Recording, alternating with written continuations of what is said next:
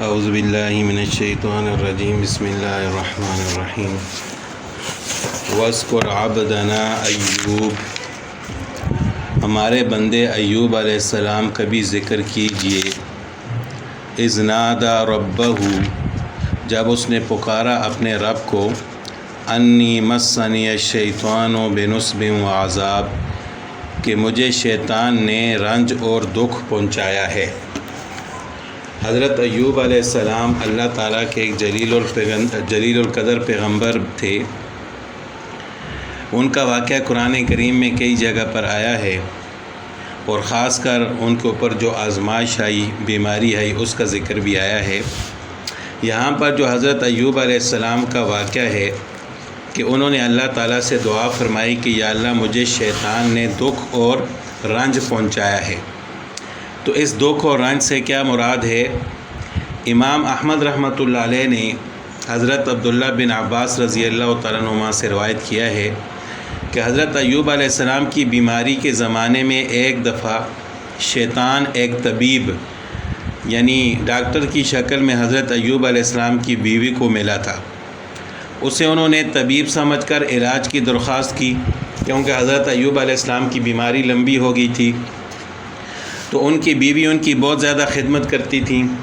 تو ایک دفعہ ان کی بیوی نے، شیطان ان کے پاس گیا تو ان کی بیوی نے ان سے درخواست کی، وہ طبیب کی شکل میں گیا تھا، اور یہ بھی اللہ تعالیٰ کی ایک آزمائش تھی حضرت ایوب علیہ السلام کے ذریعے، حضرت ایوب علیہ السلام پر۔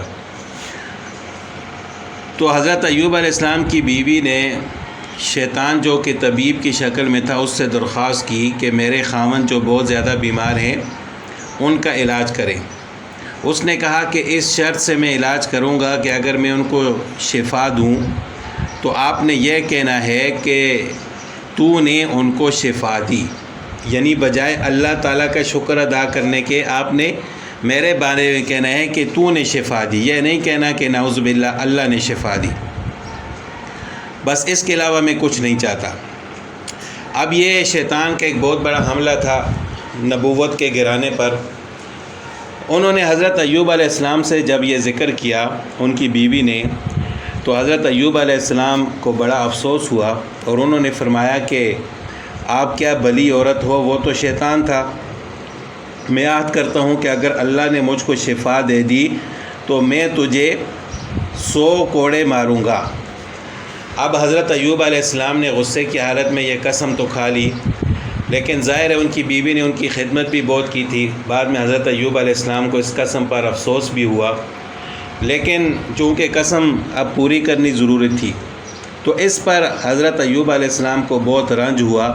اس بارے میں اللہ تعالیٰ نے فرمایا کہ حضرت ایوب علیہ السلام نے اپنے رب کو پکارا کہ شیطان نے مجھے دکھ اور رنج پہنچایا ہے، کہ وہ میری بیوی سے ایسے کلمات کہلوانا چاہتا تھا جو کہ شرک والے کلمات ہیں۔ تو پھر حضرت ایوب علیہ السلام نے اللہ تعالیٰ سے دعا فرمائی کہ یا اللہ مجھے شفا عطا فرما۔ تو پھر اللہ تعالیٰ نے حضرت ایوب علیہ السلام کی شفا کے لیے یہ وسیلہ بنایا کہ اللہ تعالیٰ نے فرمایا اور خذ برجلک، اپنے پاؤں مارو، یعنی اپنے پاؤں زمین پر مارو، اپنی ایڑی رگڑو۔ ھذا مغتسل بارد و شراب، یہ چشمہ ہے نہانے کے لیے ٹھنڈا اور پینے کے لیے۔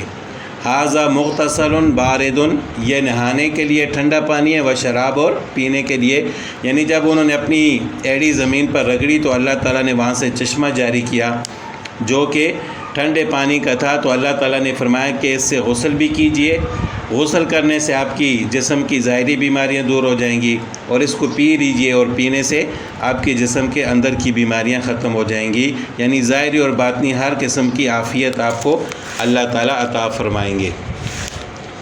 وَوَهَبْنَا لَهُ أَهْلَهُ، اور ہم نے بخشے ان کو ان کے گھر والے، وَمِثْلَهُمْ مَعَهُمْ، اور اتنا ہی اور بھی ساتھ، یعنی ہم نے ان کو پورا کنبہ عطا فرمایا اور اتنا ہی ساتھ اور بھی دیا۔ حضرت ایوب علیہ السلام پر بیماری کی جو آزمائش تھی، اس کے ساتھ ساتھ ایک آزمائش یہ بھی تھی کہ حضرت ایوب علیہ السلام کی جتنی بھی اولاد تھی وہ ساری ہلاک ہو گئی تھی۔ تو اللہ تعالیٰ نے فرمایا کہ ہم نے ان کی اس آزمائی کو جب ختم کیا ان کو صحت بھی عطا فرمائی، پھر ان کے جتنے بھی گھر والے تھے ان کو بھی دوبارہ زندہ کیا، بلکہ اتنے ہی اور بھی، یعنی ان کی نسل کو اور بھی بڑھایا، اور اتنی ہی اور بھی ہم نے ان کو اولاد دی، ان کو گھر والے عطا کیے۔ وَمِثْلَهُمْ مَعَهُمْ رَحْمَةً مِنَّا، اپنی طرف سے یہ ہماری ایک رحمت ہے ان پر، وَذِكْرَىٰ لِأُولِي الْأَلْبَابِ، اور عقل مندوں کے لیے نصیحت ہے۔ وَخُذْ بِيَدِكَ ضِغْثًا، اب حضرت ایوب علیہ السلام نے جو قسم کھائی تھی اپنی بیوی کو مارنے کی کہ میں 100 کوڑے ماروں گا، تو اس کی تعویل اللہ تعالیٰ نے خود بیان فرمائی اور ان کو طریقہ بتلایا کہ آپ اپنے ہاتھ میں جھاڑو کے 100 تیلے لے لو، 100 تنکے۔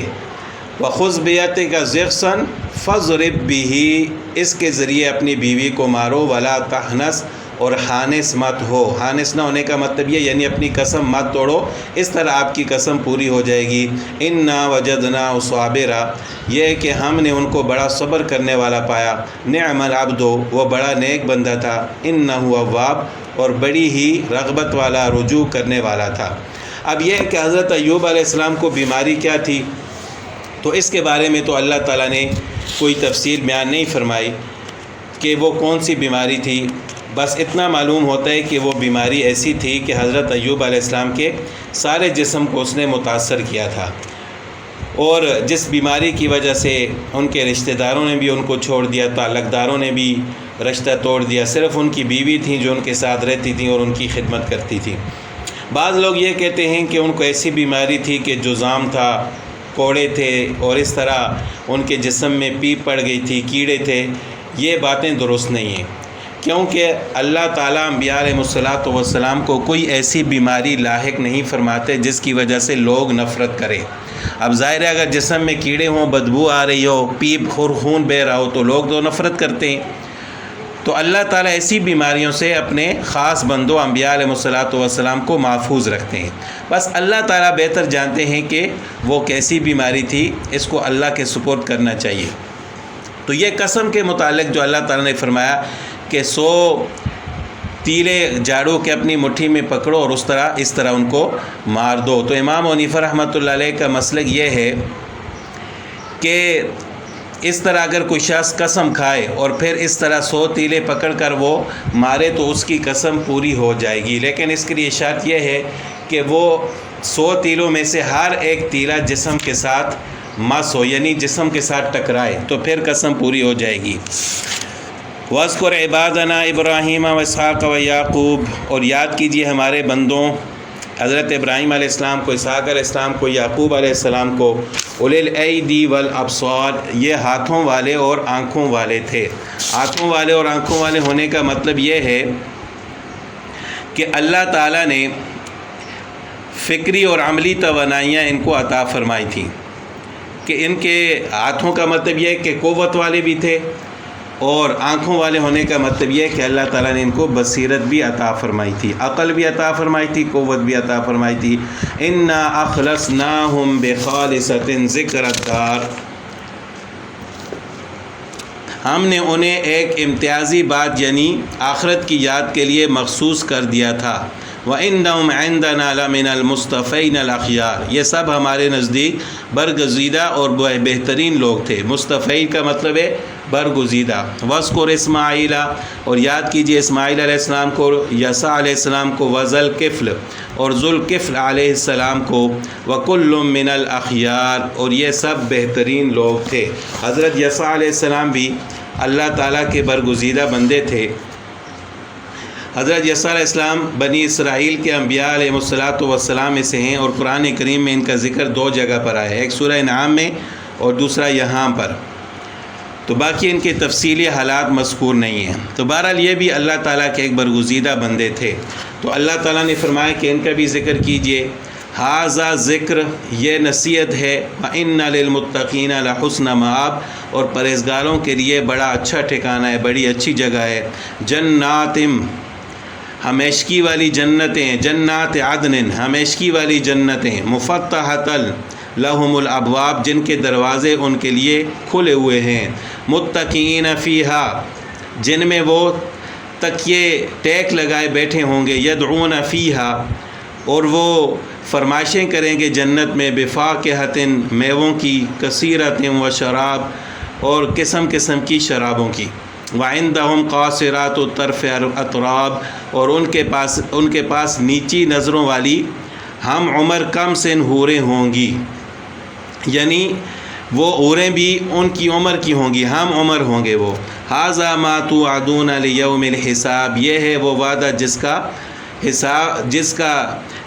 کا وعدہ تم سے حساب کے دن کیا جاتا تھا۔ ان ھذا لرزقنا، بے شک یہ رزق ہے ہمارا، ما لہ من نفاد، جس کے لیے خاتمہ نہیں ہے۔ تو یہ جنتیوں کو اللہ تعالیٰ جنت میں یہ نعمتیں عطا فرمائیں گے۔ ھذا، یہ تو ہوئی جزا، وَإِنَّ لِلطَّاغِينَ لَشَرَّ مَآب۔ اس کے بعد اللہ تعالیٰ نے جہنمیوں کا حال بیان فرمایا کہ جنتیوں کو تو یہ نعمتیں ملیں گی، اور جہنمیوں کا حال یہ ہوگا کہ إِنَّ لِلطَّاغِينَ لَشَرَّ مَآب، کہ یاد رکھو کہ سرکشوں کے لیے بڑی بری جگہ ہے جہنم، وہ دوزخ ہے، جہنم ہے، یصلونھا، جس میں وہ داخل ہوں گے، فبئس المہاد، اور وہ برا ٹھکانہ ہے۔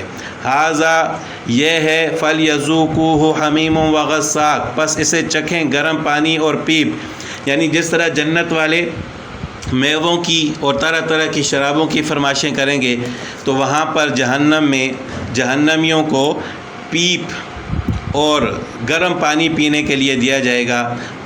وآخر من شکلہ ازواج، اور کچھ اسی شکل کی طرح طرح کی چیزیں۔ وھذا فوج مقتحم معکم، یہ ایک قوم ہے جو تمہارے ساتھ آگ میں جانے والی ہے۔ لا مرحبا بہم، انہیں خوشی اور کشادگی نہ ہو۔ انہم صالوا النار، یہی تو جہنم میں جانے والے ہیں۔ قالوا بل انتم، وہ کہیں گے بلکہ تم ہی ہو، کہ تمہیں خوشی، لا مرحبا بکم، تمہیں خوشی نہ ہو، انتم قدمتموہ لنا، تم ہی نے تو اس سے پہلے سے ہی ہمارے سامنے لا رکھا تھا۔ فبئس القرار، پس رہنے کی بڑی بری جگہ ہے۔ قالوا ربنا من قدم لنا ھذا، وہ کہیں گے کہ ہمارے رب جس نے کفر کی رسم ہمارے لیے پہلے نکالی ہو، عذابا فزدہ عذابا ضعفا فی النار، اس کے حق میں جہنم کی دگنی سزا کر دے، یعنی جس کی وجہ سے آج ہم جہنم میں آئے ہیں، جنہوں نے ہمیں گمراہ کیا ہے، ان کو دگنا عذاب دے۔ وقالوا ما لنا لا نرى رجالا، جہنمی کہیں گے کہ یہ کیا بات ہے کہ وہ لوگ ہمیں دکھائی نہیں دیتے جنہیں ہم برے لوگوں میں شمار کرتے تھے۔ کننا نعدہم من الاشرار، جن کو ہم برے لوگ شمار کرتے تھے۔ اتخذناہم سخریا، کیا ہم نے ہی ان کا مذاق بنا رکھا تھا؟ ام زاغت عنہم الابصار، یا ہماری نگاہیں ان سے بہک رہی ہیں، یعنی کیا صرف ہم ان کے ساتھ مذاق کرتے تھے؟ وہ تو جہنمی نہیں تھے، آج ہمیں یہاں نظر نہیں آ رہے۔ ان ذالک لحق تخاصم اہل النار، یقین جانو کہ یہ دوزخیوں کا یہ جھگڑا ضرور ہی ہوگا، یعنی جب وہ جہنم میں جائیں گے تو ایک دوسرے پر بات ڈالیں گے کہ فلاں نے مجھے گمراہ کیا تھا، اس کو دگنا عذاب ہونا چاہیے، فلاں نے مجھے گمراہ کیا تھا، تو یہ جھگڑا لازمی طور پر جہنم میں جہنمی کریں گے، وہ باتیں ایک دوسرے کے اوپر ڈالیں گے، اور کوئی بھی اپنا گناہ ماننے کے لیے تیار نہیں ہوگا۔